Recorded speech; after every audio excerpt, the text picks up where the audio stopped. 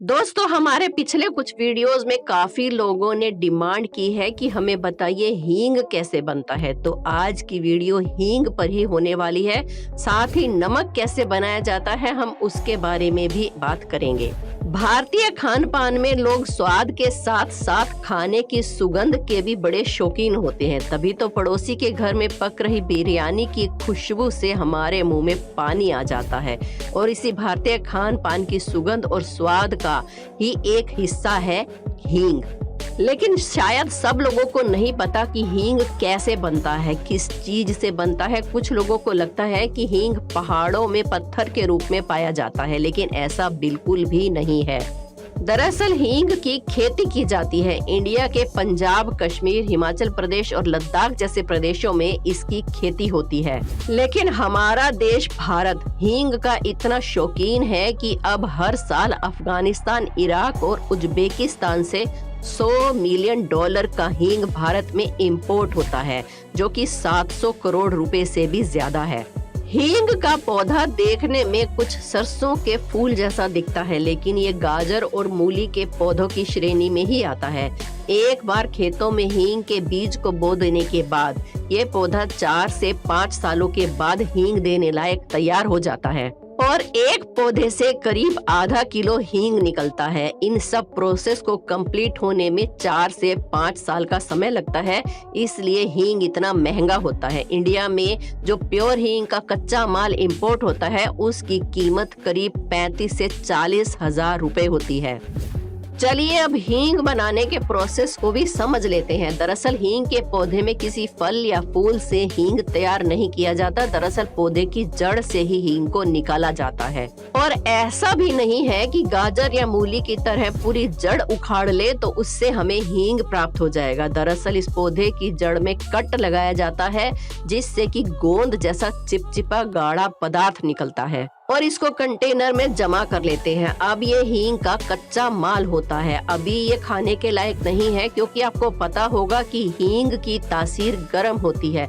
खाने में चुटकी भर हींग डालने से ही पूरे खाने में हींग का स्वाद फैल जाता है। इसलिए अभी ये पौधे से निकला हींग इतना ज्यादा कड़ा है कि आप इसे खाने में नहीं डाल सकते। इसलिए इस प्योर हींग के स्वाद को कम करने के लिए या फिर उसे डाइल्यूट करने के लिए उसमें स्टार्च या फिर चावल के आटे को मिलाया जाता है, जिससे हींग का स्वाद आटे से मिलकर कम हो जाता है। अब इन चावल के आटे या फिर स्टार्च के मिलाने के बाद इसका पेड़ा तैयार किया जाता है, जिसे सूखने के लिए धूप में छोड़ दिया जाता है। अंत में हींग का पेड़ा जब सूख जाता है तो उसे पीस कर उसका पाउडर तैयार कर लिया जाता है और उसकी पैकेजिंग के बाद हमारे खाने का टेस्ट बढ़ाने के लिए इसे हम तक पहुंचा दिया जाता है। दोस्तों, इतनी सारी जानकारी इकट्ठा करने के लिए हमें काफी रिसर्च करनी पड़ती है, इसलिए वीडियो को एक लाइक जरूर करें और हमारे चैनल अनोखी दुनिया को सब्सक्राइब करना बिल्कुल भी ना भूलें। अब जरा सोचिए कि अचानक पूरी दुनिया से अगर नमक गायब हो जाए तो आपके मोमोज और नूडल्स का क्या होगा। सच में बिना नमक के तो भोजन के स्वाद की कल्पना करना भी मुश्किल है। तो क्या आपने कभी सोचा है कि इतने बड़े समुद्र में से हमारे खाने के लिए नमक कैसे बनाया जाता है? क्या सिर्फ समुद्र के पानी को भाप बनाकर उड़ा देने से नमक बन जाता है? आज के वीडियो में हम आपको बताने वाले हैं कि हमारे भोजन में जान डालने वाला नमक समुद्र के पानी से कैसे बनता है। हमारे एक सब्सक्राइबर ने हमें सजेस्ट किया था कि हम नमक बनाने पर वीडियो लेकर आएं, इसलिए हम ये वीडियो बना रहे हैं। अगर आपके पास भी ऐसा ही कोई इंटरेस्टिंग टॉपिक है जिस पर आप वीडियो चाहते हैं तो हमें कमेंट सेक्शन में जरूर बताएं, हम उस पर वीडियो भी जरूर लाएंगे। तो चलिए आगे बढ़ते हैं। जैसा कि हमें पता है कि नमक को समुद्र के पानी से बनाया जाता है। इसका कारण होता है समुद्र के पानी का सबसे ज्यादा मात्रा में खारा पाया जाना। पर आपको क्या पता है कि सारी नमक फैक्ट्रीज समुद्र के पास नहीं होती। सबसे पहले नमक बनाने वाली फैक्ट्री समुद्र के पानी को बड़े बड़े कंटेनर्स में भर लेती है, जिसके बाद वो खाली पड़े बहुत बड़े एरिया में जमीन पर चौकोर आकार में खाने बनाकर उसमें उस पानी को भर दिया जाता है।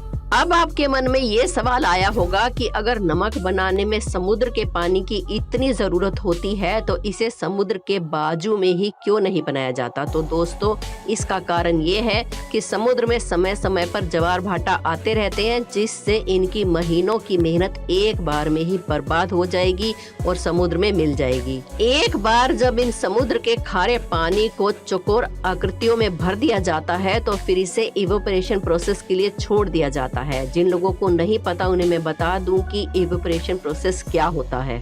किसी भी पदार्थ में से पानी को भाप बनाकर उड़ाने की क्रिया को इवेपोरेशन कहते हैं, जो इस जगह पर नमक को समुद्र के पानी से अलग करने के लिए किया जा रहा है। सामान्य मौसम के हिसाब से समुद्र का पानी सूर्य की भाप से ही इवेपोरेट हो जाता है, इसे नेचुरल इवेपोरेशन कहते हैं। पर इस प्रोसेस के दौरान आपके दिमाग में ये बात आई होगी कि जिस समय बारिश का मौसम होता है उस समय समुद्र के खारे पानी को कैसे भाप बनाया जा सकता है। दोस्तों, उसके लिए वैक्यूम इवेपोरेशन प्रोसेस का इस्तेमाल किया जाता है। इसमें समुद्र के पानी को एक बड़े से वैक्यूम चैम्बर में डाल दिया जाता है। इस चैम्बर में पानी डालने के बाद चैम्बर की सारी हवा बाहर खींच ली जाती है। इससे नॉर्मल हीट देकर फिर पानी को उबाला जाता है।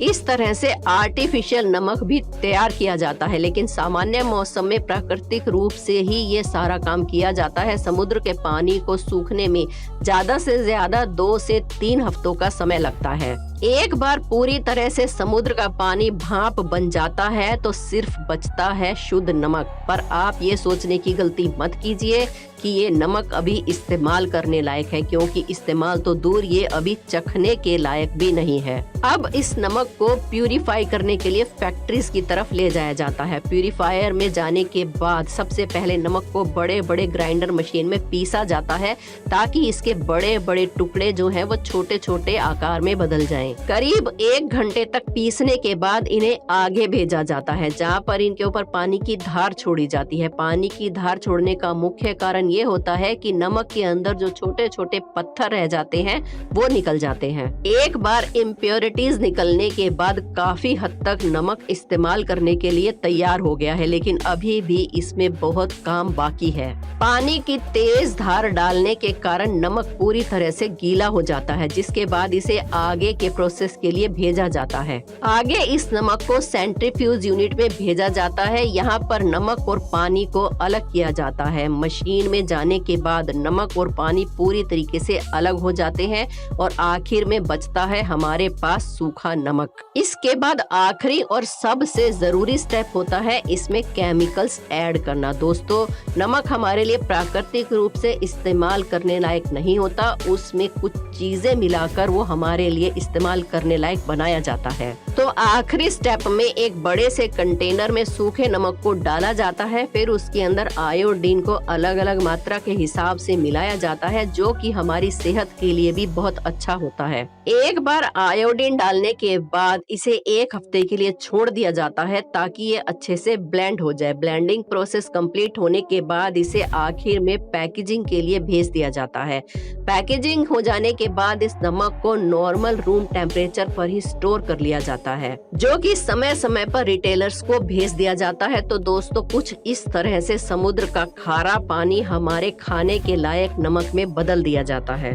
तो दोस्तों, वीडियो आपको कैसा लगा हमें कमेंट्स में जरूर बताएं। हम समय समय पर आपके लिए ऐसे ही नॉलेजेबल वीडियो लाते रहते हैं, इसलिए हमारे चैनल अनोखी दुनिया को सब्सक्राइब कर लें और बेल आइकन को भी प्रेस जरूर कर लें। मिलते हैं अगली वीडियो।